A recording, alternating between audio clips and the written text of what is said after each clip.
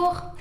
Dans cette vidéo, je vais vous présenter 10 questions types qu'on trouve régulièrement dans le QCM du concours d'anglais Sésame. Je vais vous donner les réponses évidemment à la question et en profiter aussi pour vous donner quelques règles grammaticales et quelques tips pour vous aider à répondre.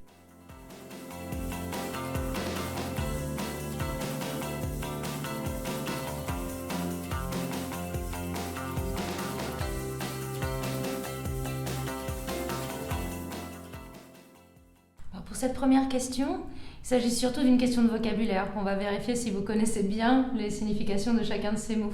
Donc ici, pour trouver le premier mot, il s'agit de connaître la définition de vos prépositions.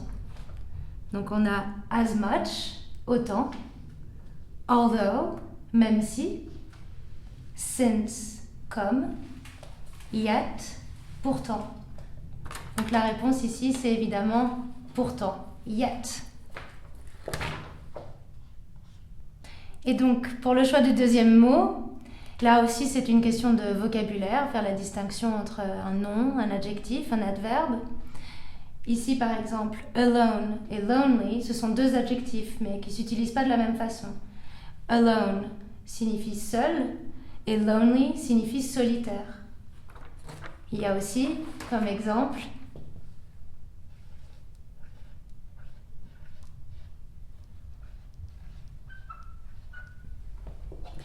loneliness, c'est la solitude.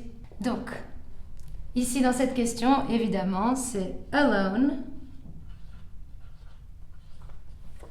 ce qui donne en anglais we wanted to help him, yet he was so impolite, we decided to leave him alone. Ce qui donne en français nous voulions l'aider, pourtant il était si impoli, nous avons décidé de le laisser seul.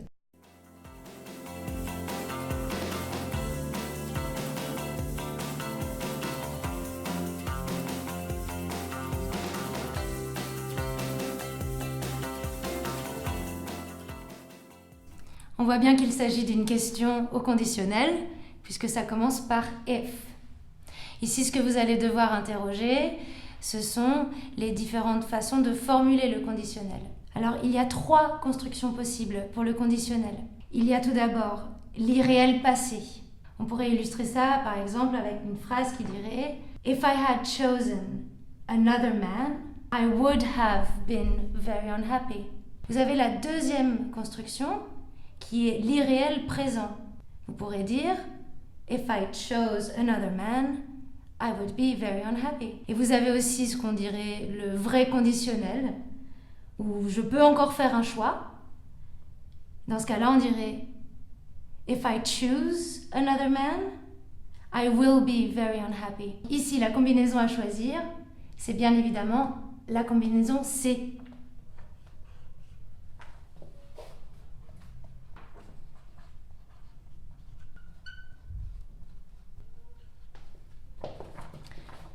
Ce qui donne « If we had not wasted so much time looking for a parking space, we would have arrived on time ». Ce qui donne en français « Si nous n'avions pas gâché tant de temps à chercher un espace de parking, nous serions arrivés à temps ».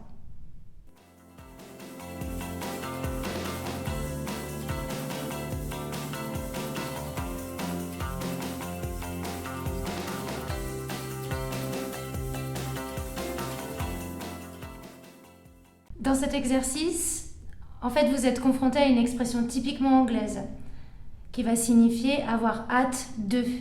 Donc, vous allez devoir choisir parmi ces 4 propositions l'expression correcte et le mot qui fonctionne avec. Sachez une chose déjà, si vous avez hâte de quelque chose, c'est bien que cette chose-là se passe dans le futur. Donc, en l'occurrence, dans les derniers mots que vous avez, le seul mot qui correspond au futur, c'est bien hâte. La bonne réponse pour cette question, c'est le C.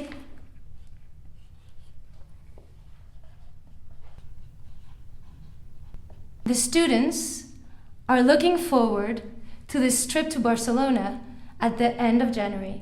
En fait, ce que je vais vous expliquer au sujet de cette expression anglaise, are looking forward to, c'est que cette expression sera toujours suivi soit d'un gérondif, donc un verbe en ing, soit de l'objet que vous désirez dans le futur.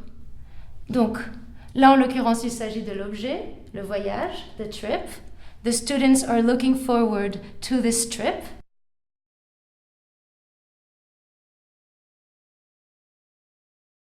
To traveling to Barcelona.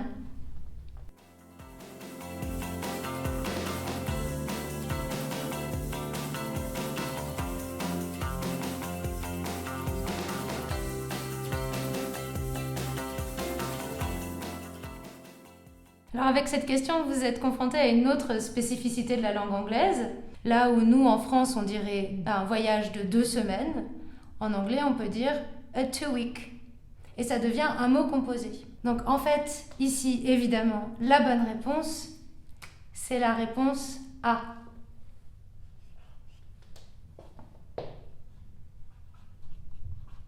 We will try and book a 2-week holiday in Tunisia if the weather here turns cold. La raison pour laquelle c'est la réponse A, tout d'abord, on voit que c'est un nom composé puisqu'il y a un tiret. Autre chose avec le nom composé, c'est qu'il ne s'accorde pas, ni en nombre, ni en genre. Dans le même genre, je peux vous donner un autre exemple. On peut dire We will try and book a 30-day holiday. Et on ne dirait pas a 30 days holiday. Voilà, c'est la même chose. En français, donc en gros, la phrase, ça donne on va essayer de réserver des vacances de 2 semaines en Tunisie si la météo ici devient froide.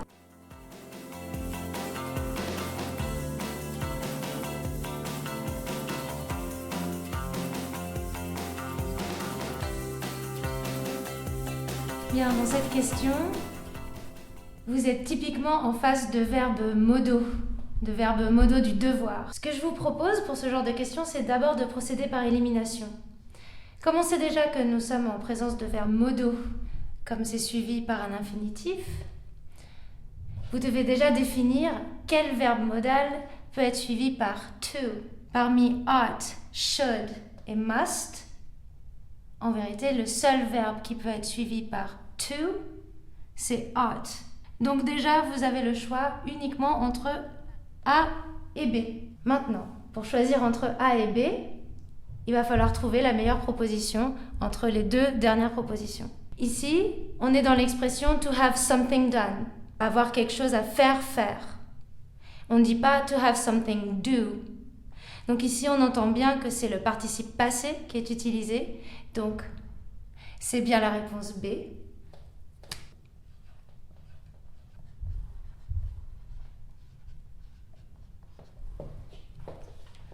Ce qui donne That color doesn't look very nice. You ought to have it changed. Ce qui nous donne en français Cette couleur n'est pas très belle. Tu devrais la faire changer.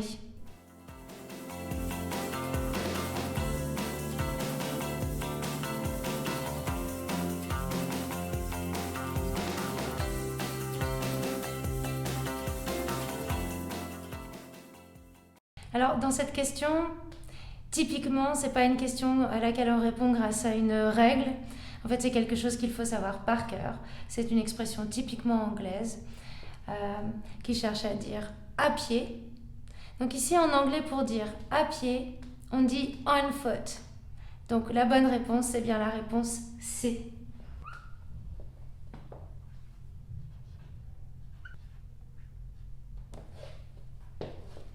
Et comme en français, on foot, c'est un variable.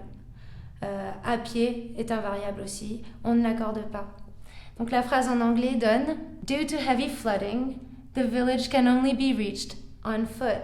J'en profite aussi pour vous donner une précision. Ici on dit à pied, on foot. Et sinon, pour n'importe quel autre moyen de transport, en fait on va utiliser by.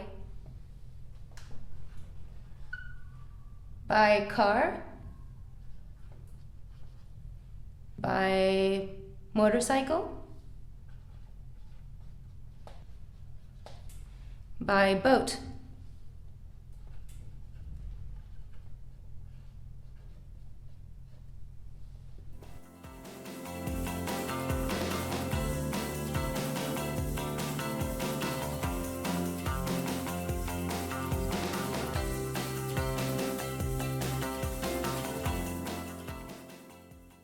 cette question, il y a plusieurs éléments à observer. Commençons par le début de la phrase. It's about time. C'est une expression en anglais comme it's high time.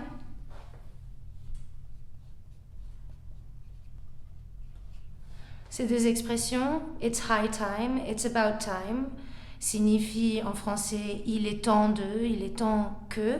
Et ces deux expressions en anglais sont toujours suivies du prétérit. Donc vous pouvez déjà commencer à enlever les réponses qui ne contiennent pas de prétérit. Donc on peut enlever la réponse C et la réponse D. Il vous reste donc la réponse A et la réponse B. Pour trouver la réponse, je vais vous donner la réponse et je vais vous l'expliquer. C'est la réponse A.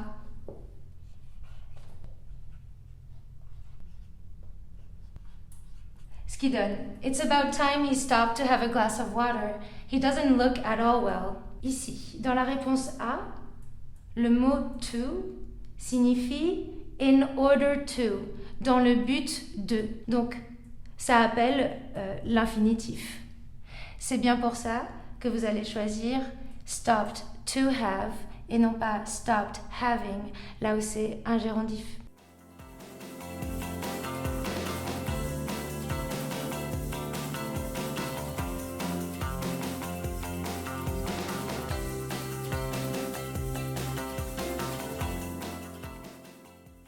Bon alors, ce genre de question, c'est typiquement le genre de piège qu'on cherche à vous tendre. Ici, ce qu'il faut examiner déjà, c'est le type de mot qu'on cherche. Un nom, un adjectif, un adverbe.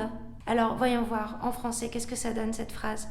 Notre nouvelle prof a décidé de parler avec nous de la situation économique et politique de la Lettonie. Ici, comme nous cherchons clairement des adjectifs, c'est donc la réponse A.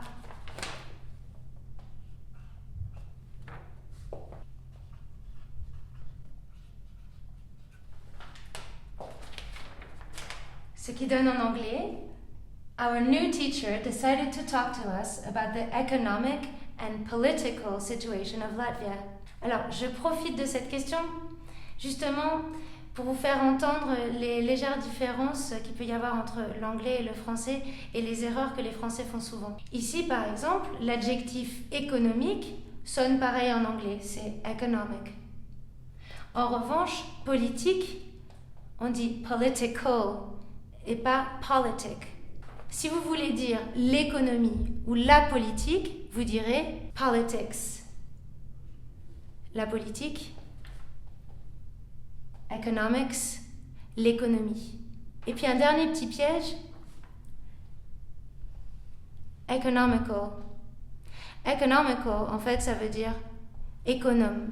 This is an economical deal. C'est pas cher.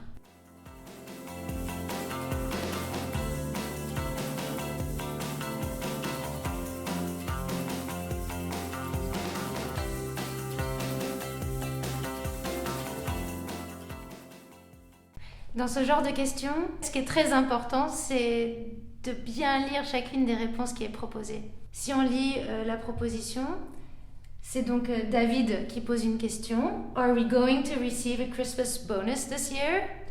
Est-ce que nous allons recevoir un bonus de Noël cette année? Et on attend la réponse de Tom. On voit que la proposition A, I wish for, appelle la suite d'une phrase. I hope. C'est pareil, on n'a pas la suite de la phrase, on ne peut pas s'arrêter là.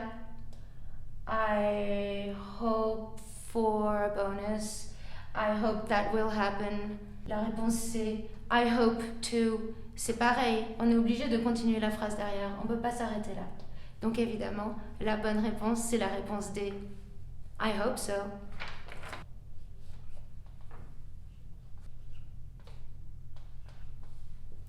Bien évidemment, Tom, à la question de s'il va bien recevoir un bonus, il espère qu'il va recevoir un bonus, donc il dit bien I hope so. Il dit pas I hope not.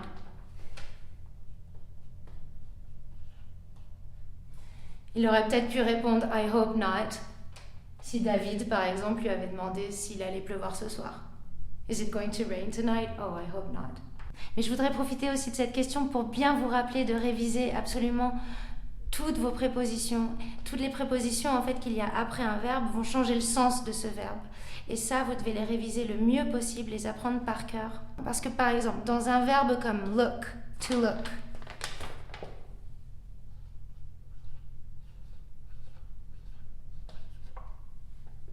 on aurait to look at, c'est regarder quelque chose, quelqu'un, c'est la forme la plus habituelle. Mais on a par exemple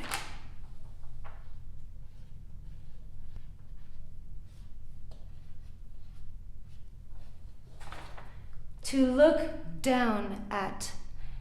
To look down at someone, ça veut dire mépriser quelqu'un. Mais on a aussi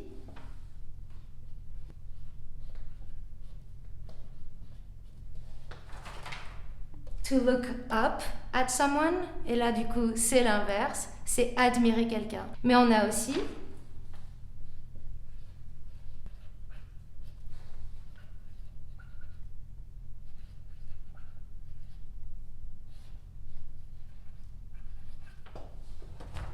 to look for someone or to look for something, ça veut dire chercher quelqu'un ou chercher quelque chose.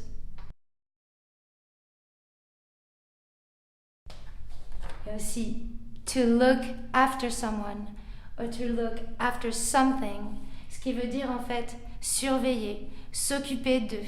Et comme vous voyez là, les possibilités sont infinies. Et si vous connaissez en fait chacune de vos prépositions, c'est ça aussi qui va vous permettre d'enrichir votre vocabulaire. Mieux vous connaissez tout ça, moins d'erreurs vous ferez et plus en fait votre anglais sera riche.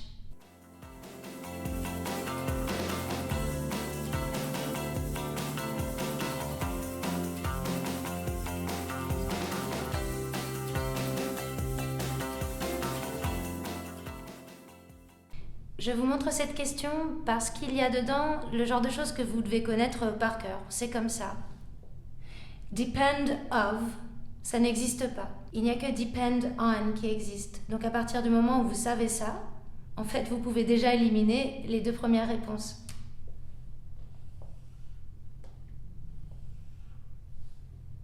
Et pour répondre à la question entièrement, le reste, c'est une question de vocabulaire. Donc je vous montre cette question parce que c'est du vocabulaire que vous pourrez aussi utiliser dans vos essais. Providing, étant donné. Unless, à moins que. However, cependant. Donc là, évidemment, la réponse à cette question-ci, c'est la réponse C.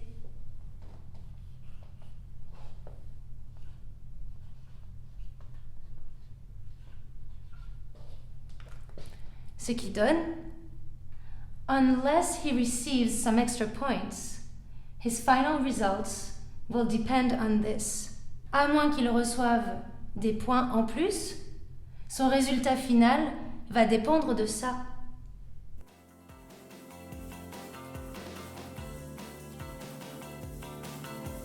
Eh bien, il ne me reste plus qu'à vous souhaiter bonne chance. Surtout, soyez assidus, travaillez un petit peu tous les jours, immergez-vous dans l'anglais et bonne réussite. Au revoir.